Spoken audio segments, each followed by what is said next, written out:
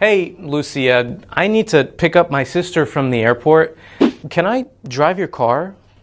I don't know. Can you drive my car? It's a manual transmission. That's not what I meant, silly. Of course I can drive a manual transmission. But you did bring up an important grammar point. Can is a confusing modal verb. Traditionally, can expresses ability.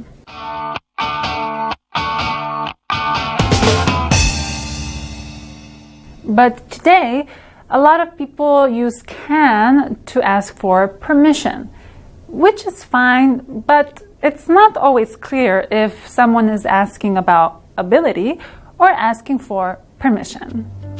Well, can you give me an example? Whew, it's hot in here. Can I open the window? I don't know. Can you? Are you asking if it's possible to open the window, or are you asking for permission to open the window? I'm asking for permission, but we have other options. May I is a clear and very polite way to ask for permission. Okay, so let's go back to my first question. May I drive your car? Good. Now it is clear that you are asking for permission. But may is rather formal.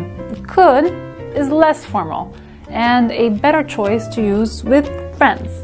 Could I drive your car to the airport?